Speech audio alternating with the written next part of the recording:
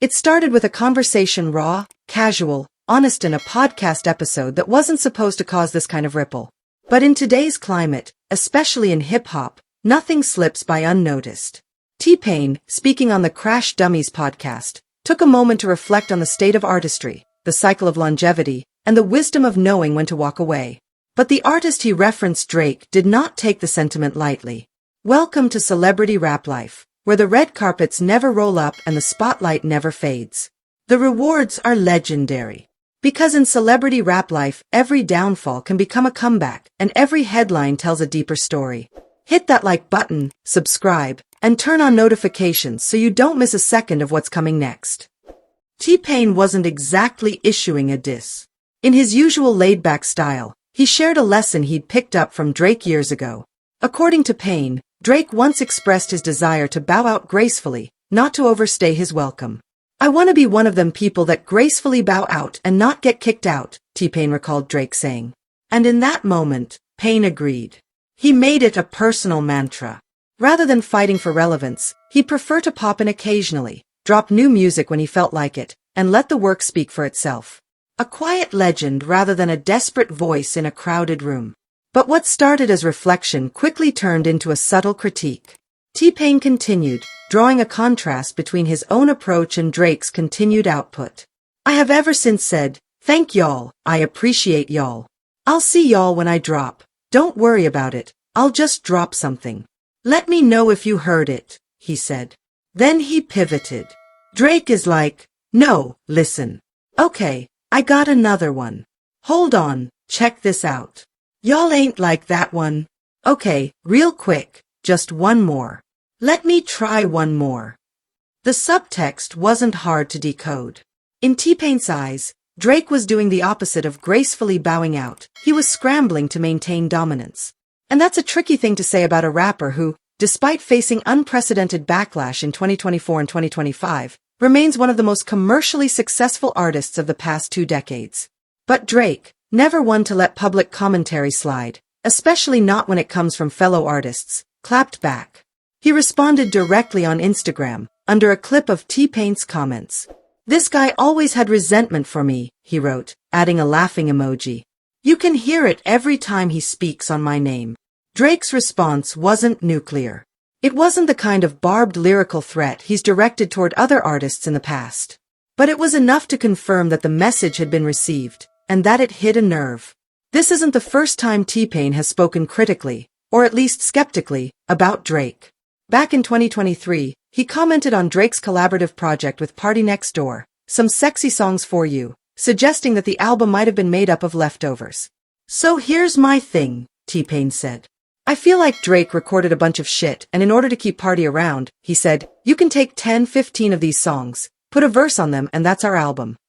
He went even further. "The songs are already recorded. These are all the songs that didn't make my previous albums. Go for it, bro, put verses on these songs." According to T-Pain, it didn't mean the tracks were bad.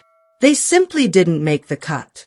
In his view, the project felt patched together, less a collaboration and more a compromise. That take didn't sit well with Drake fans. Nor, it seems, did it sit well with Drake himself. But Pain wasn't done. He added that maybe it was the other way around. Maybe Party Next Door came to Drake with a bunch of material, and Drake was simply fulfilling a request to add his voice. Either way, the implication remained. The album didn't feel intentional, didn't feel sharp. It felt like something that existed more out of obligation than inspiration. In a vacuum, those remarks might be brushed off as harmless speculation.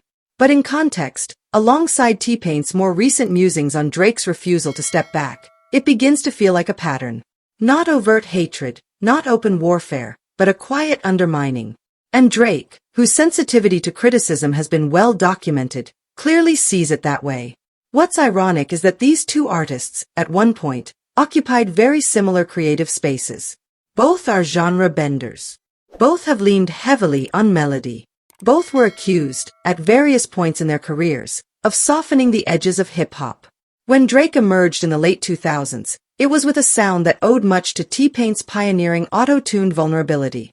And in many ways, Drake's rise coincided with Pain's fall from the mainstream spotlight.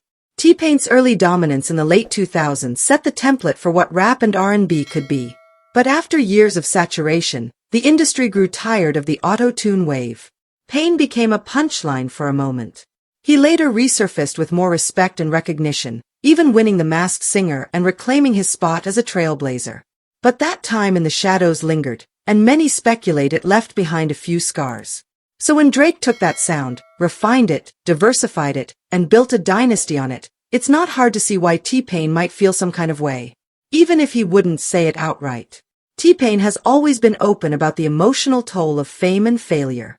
He's one of the few artists to admit, on record, that harsh critiques once made him want to quit. That kind of honesty is rare in hip-hop, where braggadocio is often a shield. So when he says something about Drake's approach to legacy and relevance, it comes from a place of personal experience. He's seen both ends of the fame spectrum. He's been on top, and he's been the butt of the joke. Drake, on the other hand, is still trying to decide where he sits. Despite record-breaking stats and commercial longevity, his most recent efforts have been received with growing skepticism. The Kendrick Lamar feud didn't end in Drake's favor. His surprise album with Party Next Door didn't move the needle the way previous projects did. And fan fatigue is starting to show. That's the context into which T-Pain's comments landed. But Pain isn't trying to involve himself in every rap beef. When asked to weigh in on the Drake versus Kendrick war, he wisely sidestepped. Drake or Kendrick? I choose to mind my fucking business, he said. It ain't got nothing to do with me.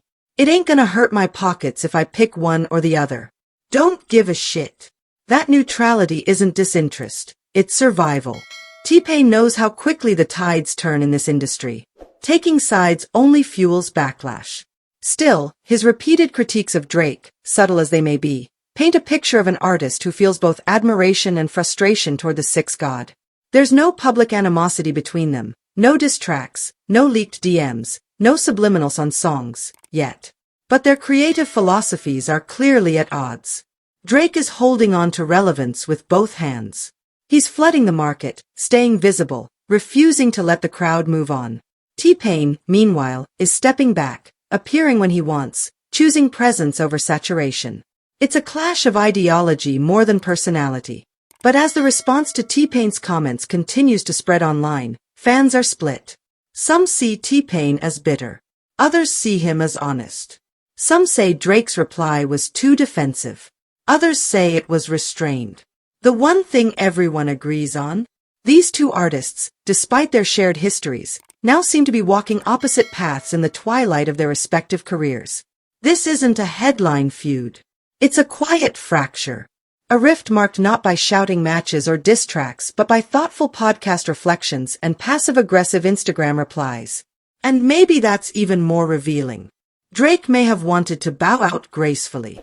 But now, as questions about legacy and relevance circle him more aggressively than ever, it's clear. Gracefully leaving the stage is easier said than done. And for artists like T-Pain watching from the wings, it's a lesson they've already learned. This story is far from over, and the truth is still unfolding. I want to hear what you think. Drop your take in the comments. And if you don't want to miss the next twist, hit that like button, subscribe, and turn on notifications so you don't miss a second of what's coming next.